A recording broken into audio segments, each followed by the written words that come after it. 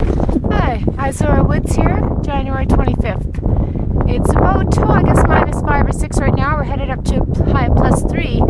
And right now, January stands to be the third warmest January on record. And that follows the warmest December, the warmest November, the warmest October, and you know, it's just a rare occurrence. And this may be so, but I think if we looked at the records, we would see that there's been a subtle ongoing upward trend in temperatures, and that isn't to say we're not going to get another -30. I'm hoping, I have a really hard time with this video phone here, I'm hoping that you can see this plane that's going overhead. And the reason I'm filming this one, even though he's not leaving a big, long, white, fluffy trail behind, is what he is doing is he is leaving something behind, and it is creating this haze that you see in the sky. You can see the sky is, you know, sort of slightly overcast, okay, but it's still sunny, right? The sun's still out, so you still have the illusion, especially if you live in the city and don't look up, that it's a sunny day. Not being aware that there's a plasma on the sky overhead, and that they're spraying at this point in time. There, he's heading sort of due west. I'm just really not sure that you're going to be picking this up. A hard time, pardon me. I zoomed in. I'm hoping maybe you can see him better now. Of course, now he's in the haze. But anyways, he has a fairly large plume. In certain light, it does have a hint of color, often blue. And this plane is spraying what I think is strontium. I'm not sure yet. I'll check that out before I post this video. As I was walking around to the front of the yard, I was thinking to myself, this is the kind of spray that makes the sun halos. And I sure wished I'd have said that before I came out here and showed you. I'm not sure how this is going to turn out on film. I showed you this sun halo. I'll get another picture of it. It's just starting, so it's not quite bright yet.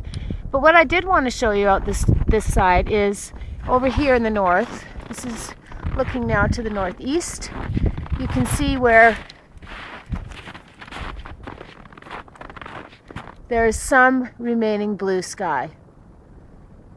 And that's what the whole sky looked like. This is really a good method that they're using now because it's extremely effective. I mean, whatever it is they're spraying creates the haze very, very quickly. And also, it's really hard to prove it now because the plume disappears, you know, not too long after the plane. If you see them up close, you can certainly see that it is not a normal contrail. But that's from someone who's been watching them for a long time. But they do leave the haze, and so, and they're also not on a flight path that's normal. Like, I'm way to the north of the airport, and these fly over the cities too. So you can't say they're just bypassing the city or whatever, right? Because they have no need to. In any case, I just wanted to show you the sky this morning. Chemtrail artifacts, chemtrail haze, chemtrail mist, whatever you want to call it, with, of course, the obligatory sun halo. You have to have a sun halo with these. I guess they'll come up with the technology to prevent that at some point. But since they need, I believe, a reflective device, so for whatever their intent is, whether it's to block the solar rays, whether it's to monitor the weather and keep the weather under control, and here in the prairies in Canada by creating drought conditions. That's what we have now. And I'm going to go on record saying that here on January 25th, 2012, we are going to be looking at a drought this summer. Guarantee it.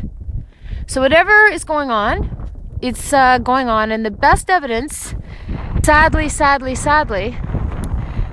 is the death of the trees, because this is something everyone can look at and see as dead. I certainly can understand why it's going to be more and more difficult to get people to look up and see, especially as their technology continues to improve the way it does. They'll even have us doubting it. So anyways, what we can't deny is the effects. The effects are obvious and they are measurable by the human eye. You don't need a scientist, a doctor, CNN, NBC, Fox, President Obama, Harper, anybody to tell you that these trees are dead, that the insects are dying, that the birds are falling out of the sky and the fish are washing up on shore in the millions and millions and millions. Rare phenomenon, now almost daily occurrence. So something's very, very amiss. And you don't need to look at the sky to see it. You just need to look around. Right at eye level, no strain whatsoever. Take some nice long walks. Walk into some bushes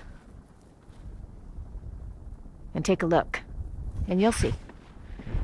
You don't need me to tell you nothing. You'll see it.